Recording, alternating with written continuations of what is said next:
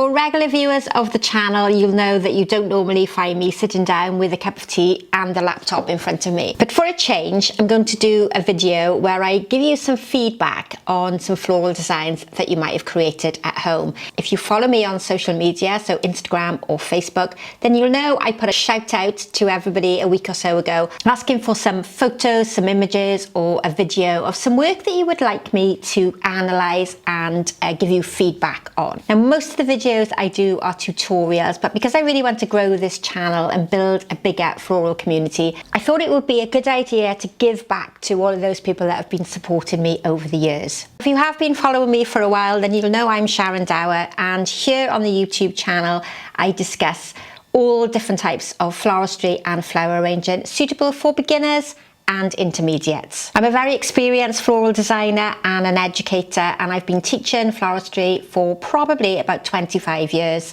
and I've been a florist since I was 17.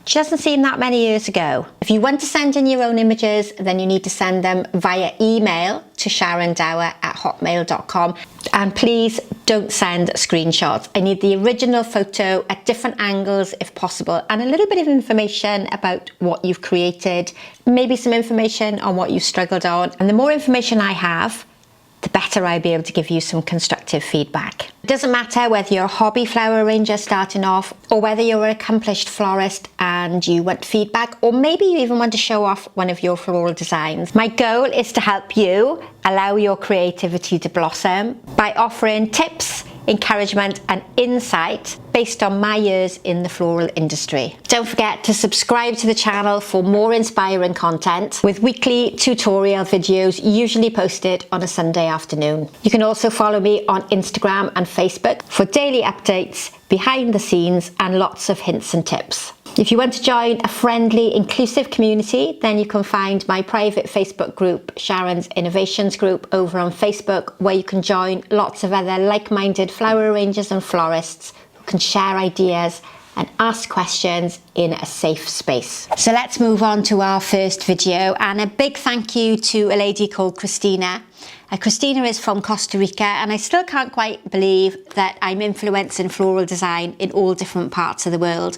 So a big thank you to Christina, who's been brave enough to share 3 images with me. We're going to look at one of her designs today, and we'll probably review the other arrangements in future episodes. I'm absolutely delighted to be able to give a bit of feedback for this floral design, and I do find it absolutely gorgeous. It is a really beautifully made floral design. Floral designs will vary vastly from country to country, different religions, symbolism, seasons of flowers, availability of flowers, and of course the person's budget. An arrangement that is seen as very popular in one part of the world might not be so popular in a different part of the world. Colour influences can also be very different. And what I loved about this design, firstly, is the shape. Now, not all flower designs have a particular outline shape, and it is without a doubt a really good example of a crescent-shaped arrangement. The flower choice is beautiful, the selection of shapes and forms that she's used to create the design is really quite outstanding. And for those of you that are maybe studying colour and colour theory, and there's a little bit of controversy over this word, I call this analogous. So this is what I would refer to as an analogous colour harmony, and some people call it analogous. And in some part of the world it's called analogous, but you will hear me refer to it as analogous because that's the word I learnt when I did my training many years ago. And analogous means 3 or 4 colours that lay alongside one another on the colour wheel. And it just happens that I've got a colour wheel here to chat you through. And what I think has been used is colours from this sort of section here. So 3 or 4 colours that lay alongside one another. And in the arrangement, you'll see some burnt oranges, some yellows, some paler orange colours. And it's really been influenced by probably what I would refer to as autumnal shades. If you would have chosen this colour range here, that still would have been an analogous colour harmony, but it would have been using a set of different colours to create a really interesting design. So if you're new to floral design, sometimes working with the colour wheel is really beneficial because it will establish which colours work well together, which ones contrast one another, and which ones can give you a romantic or a very dramatic colour harmony. This reminds me of the autumn. It's got those lovely rust shades, reminds me of harvest, and as the leaves start falling from the tree. But in a different part of the world, this could be representing a different time of the year. What is really great with the shape of this arrangement is on the outside edge, the lady has used the smaller, more delicate flowers, and she's brought those down into the centre where the main focal point would be. So with any type of floral design, or with the majority of floral designs, you start with the smaller flowers on the outside and you get bigger as you come to the focal point, which is generally in the middle if it's a symmetrical design. So this arrangement is shaped like a crescent and it's symmetrical, so it means it's balanced equally on either side.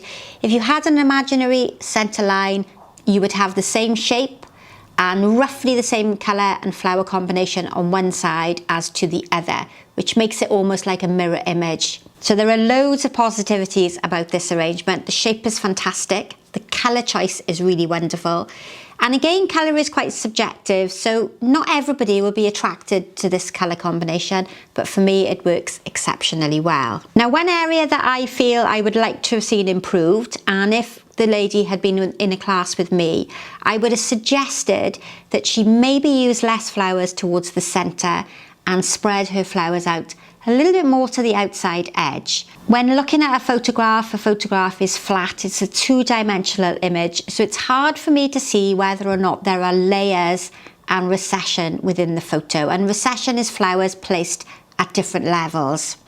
So for me, the middle part of this arrangement tends to look a little bit squashed together, as if there are too many flowers in there. It's almost like you could have made two arrangements with the amount of flowers that's in the floral design. But I don't know the circumstances, I don't know the flower trend in that country and that particular style, but I would like to have seen a bit more space in the middle of the arrangement so the flowers can relax a bit more and the flowers can breathe. If you think of the centre part of the arrangement, it's almost like a crowded train platform where lots of people are all squashed together, and then on the outside edge there's more space and more gaps in amongst the flowers, which gives a more lighter appearance to the arrangement. Now, there could be two reasons why there are a lot of flowers in the centre of the design. The first one is that they were needed to cover the floral foam, or the second one might be that Christina felt that every gap in this arrangement needed to be filled. If it's the former and it's because she needed to cover the floral foam, then I would suggest in future arrangements using less floral foam. If it's the second and she's filled in every little gap because she feels that's what you do in floral design, then I would suggest you learn to use negative space in your arrangement, and that's gaps within the flower arrangement itself. So in floral design, we have positive space where there's no gaps at all, and we have negative space, which almost helps to highlight the individual flowers in the arrangement, and it helps you see everything in the design and appreciate everything that's in there rather than seeing an overall finished shape. So I would like to have seen in the centre some of those flowers moved towards the outside, maybe created a slightly larger design, or given it a bit of air and space in the middle. There's beautiful craspedia in there, a gorgeous sort of burnt orange rose, and it's almost hidden by the amount of flowers that are on top. So learning to use space effectively in the arrangement would probably have benefited this design, but I must say it is an outstanding piece of work. There are far more positives with this arrangement than there are negatives. It's a beautiful shape, the colour combination is fantastic, the choice of flowers works really well, and if we think about the principles of design, one of the principles of design is scale, and all of these flowers are suitably sized alongside one another to make a really harmonious arrangement. There's nothing in there that's too large and looks out of place, and there's nothing in there that's too small and is completely lost. We almost graduate our flowers from the small crocosmia that's on the outside to the bigger rose that's in the centre, stepping up as we go to a slightly larger flower with each step. There's a final addition of a very small amount of eucalyptus, and I know that many people really struggle to get hold of foliage to use in their arrangement, but the shape of the eucalyptus that's been used really highlights the curves on the outside edge, so it's been well positioned to accentuate that crescent-shaped floral design. So a big round of applause for this lady. There are so many positives in this design. It's been a real pleasure looking at it, and of course if you want to ask any questions, do it in the comment box or send me a private message and I can respond to the feedback that I've given you. But thank you so much for being brave enough to share the image with me. I'm really absolutely delighted. Now for the second design, this lady I know wants to remain anonymous, but she sent in this image of bridal flowers that she created for a friend.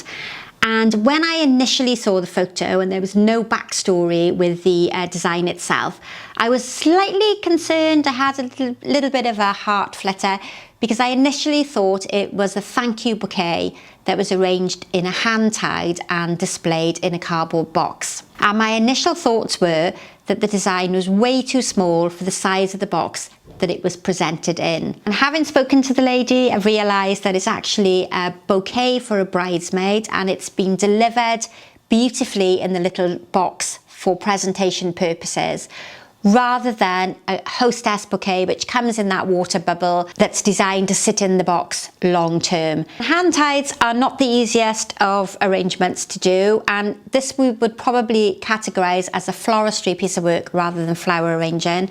Floristry being something that you do for a job and to earn money, flower arranging is generally a hobby, although the two very much cross over. So this lady here was asked to do some bridesmaid and bridal hand ties for a friend's wedding. She was very nervous and spent a lot of time on Google looking for inspiration and ideas and a variety of techniques. And incidentally, if you are looking to learn to do hand-tied bouquets, there are 2 courses over on the website. One specialises in commercial hand-ties, so that's the designs that you would give as gifts.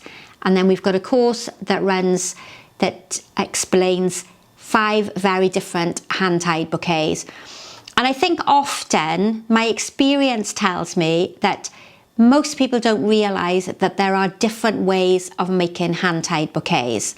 The most popular, without a doubt, is the spiral method, but the spiral method does take a lot of practice, and it isn't something that comes easy to most people. You have to practice it several times, and you really do need the right flowers to achieve a good hand tie. What this lady struggled with was keeping the flowers in place and achieving a bouquet that didn't move around. And my first advice would be with a hand tie is that you really do have to practice it. It doesn't have to be expensive flowers. You can pop out to a supermarket and buy yourself a mixed bouquet, and you just need to practice that crossing method so that you get your spiraled stems, so that you get your bouquet to sit comfortably in your hand. And the most important reason for spiraling the stems is to enable the top part of the bouquet to splay out. If you place all your flowers together in a parallel manner, all the flowers just squash together at the top. So by creating that spiraled effect, it lifts the top of the bouquet out and creates a much nicer shape to work with. And this poor lady, I really do feel for her because she hadn't had any experience of making bouquets and did a really good job. So well done for having a go. Now my thoughts here are the flowers are a little bit squashed together, and that is probably because she wasn't able to learn that spiral technique method. Instead, she chose to use the egg method, and I can show you an egg if you just stay there 1 second. Now you might be thinking, what on earth is an egg method? It doesn't involve a chicken in any way, but an egg is created with some wire netting. So this is commonly referred to as chicken wire. And what you do for a hand-tied bouquet is roll the chicken wire to give yourself an egg-shaped form to work with, and this works as an armature or a structure to hold your flowers in place. But generally speaking, An egg, let's just squash that in a little bit more. This is probably a bit too big for an egg, but that will give you an idea of what I'm talking about. So we've got this egg-shaped, three-dimensional piece of chicken wire that holds your flowers into place. Now, for the size of bouquet that this lady has made, this method is probably not suitable. She wasn't to know that because she was a beginner, and it was her first attempt at making bouquets. Generally, what the egg method does is it enables you to make quite a large hand-tied bouquet, but without using a lot of foliage at the core centre to force your flowers away at the top. So the egg method is better suited for those very rustic boho style bouquets, or bouquets that use thin, easily damaged stems, because it helps to support them and create a really wild bouquet.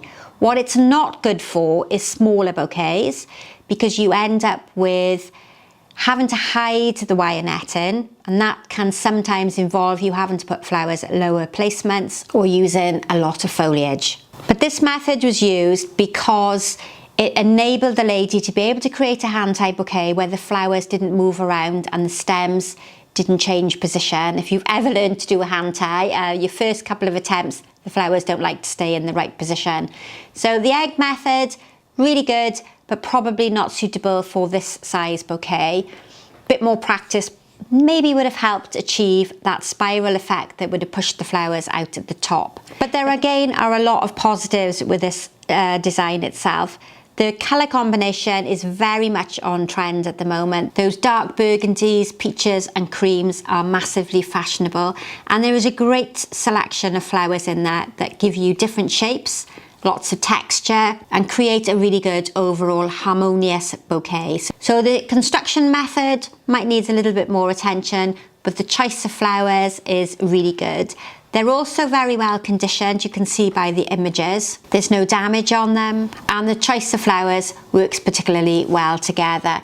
Now, I also know from speaking to the lady that she was looking for burgundy flowers, and her wholesaler recommended Alstroemeria for her. And Alstroemeria is probably one of the only flowers I personally don't like using in hand-tied bouquets, because it's quite difficult to work with. There are lots of burgundy flowers, lisianthus, roses, spray carnations, ranunculus, that could have been used instead. And again, budget might have been an influence in this design, and choice of flowers at her local wholesaler. But I would avoid Alstroemeria because it has a very large head. It's quite difficult to manage in a hand-tied bouquet. Great in larger bouquets that you would send out as a gift, and it's fantastic in floral designs.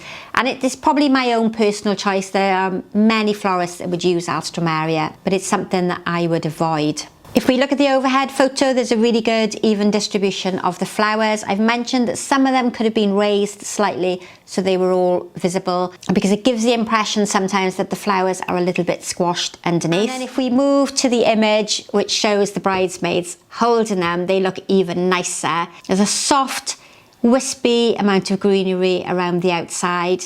They blend beautifully with the colour of the bridesmaids' dresses, which is not easy to do because there are lots of different tints, tones and shades of burgundies. Some of them are more on the cherry side, some of them are more towards the darker crimson colour. And there are many different styles of hand ties, and it depends what the bride has requested. But one of the tips I am going to give anybody creating a hand tie is that you cut the stems shorter than the design that we're looking at here.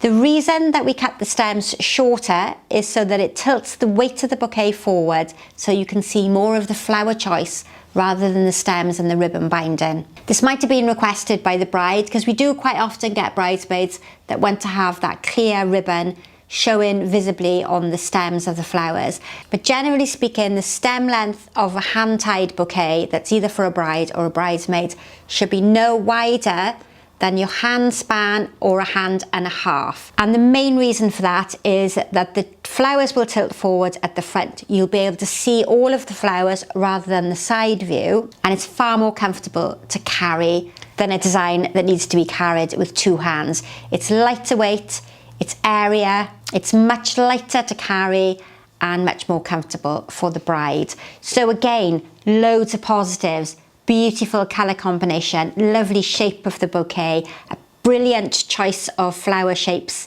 colours and textures, good proportions in relation to the size of the bridesmaids themselves. The design isn't too small that it looks really underwhelming, and it's not too big that it's taken over and hiding the bridesmaid behind. They look like they're well balanced, the girls are holding them quite comfortably, and the overall harmony of everything working together is really well done. So my pointers would be, try and learn that spiral technique so that it pushes the flowers out of the top and will give you a more even distribution of the flowers. Raise a few of the flowers up so they're not quite so squashed in the middle, and try and shorten those stems so that they're more comfortable to carry. But again, thank you so much for being brave enough to share the images with me.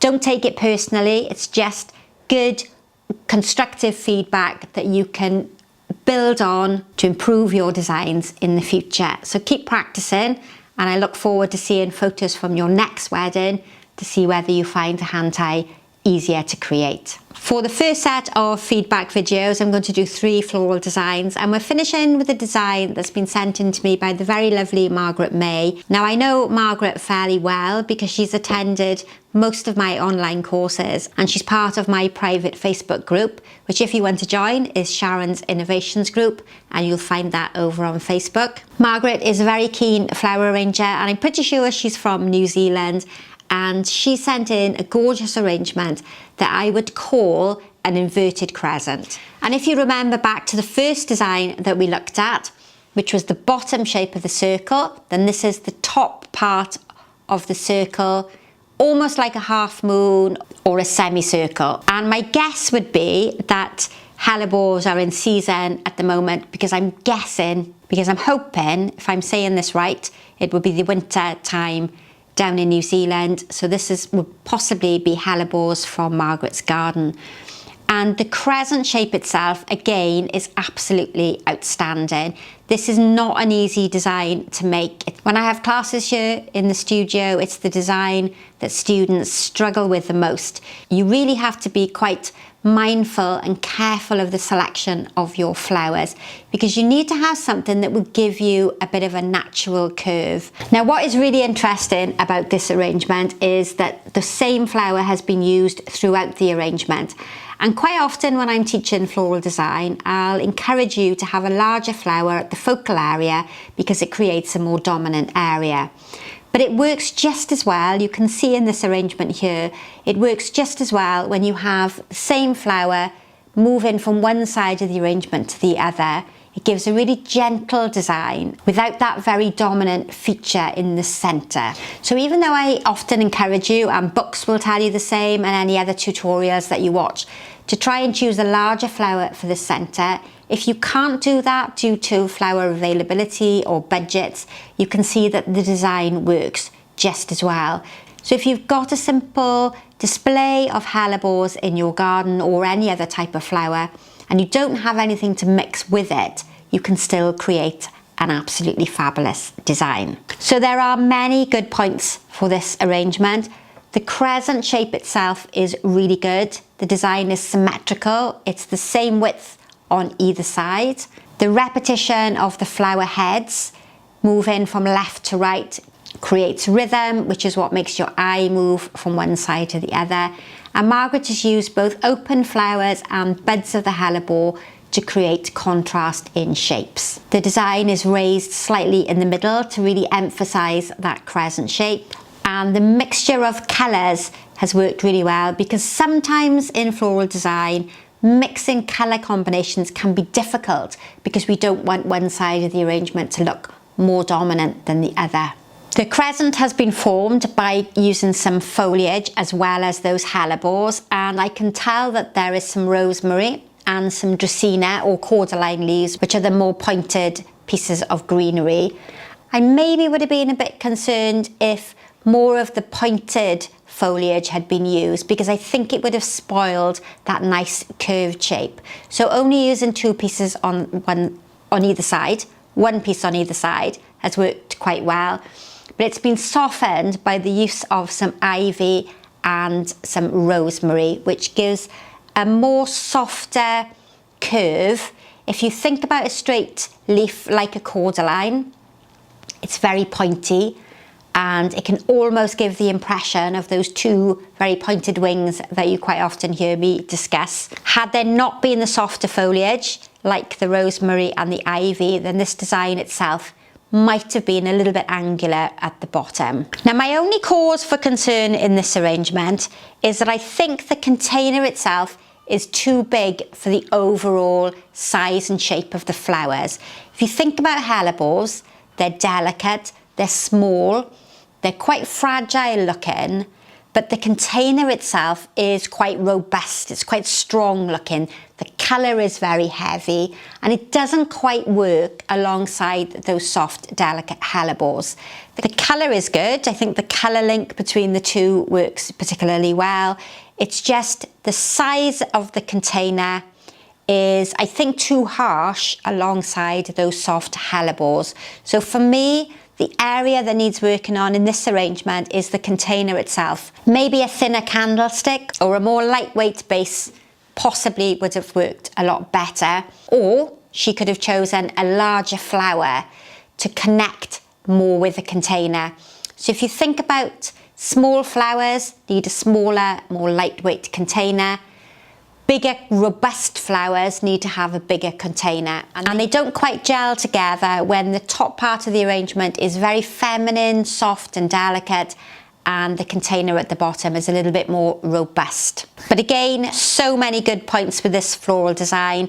I think that starting off with two crescent-shaped designs is quite an achievement for the arrangers, because it's not an easy design to do. I think we've started off really strong because we've had two really good examples of crescent-shaped design and a really good example of floristry work to critique for our first session.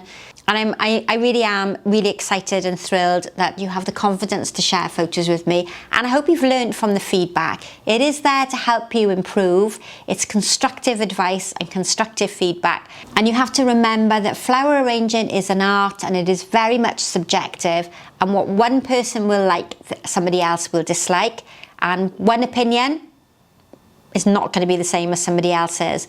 And that's it for the first week of feedback. I hope you've enjoyed, and I'm hoping this is going to be a successful set of YouTube videos. I've had plenty of photos shared with me to do another 3 or 4 YouTube feedback, but I really would like to have some more shared with me as well. So if you're happy to share your videos, email them to me at sharondower@hotmail.com. Don't forget to subscribe to the channel, hit that notification bell to be told every time I upload a new tutorial. Ask as many questions as you want. Invite everybody along to join the channel and to really get it to grow. And I look forward to seeing you on Sundays for our main tutorial videos. And hopefully on Tuesdays, we're going to have a new set of lessons, which is taking another look at the back to basics. So if you're new to flower arranging and floristry, or you want to recap on the information that you've been taught, there's an ideal set of lessons ready prepared for you for Tuesday viewing. So thank you as ever for joining. Thank you to the 3 ladies that have shared a video with me, and I'll see you very soon for our next video. Bye for now.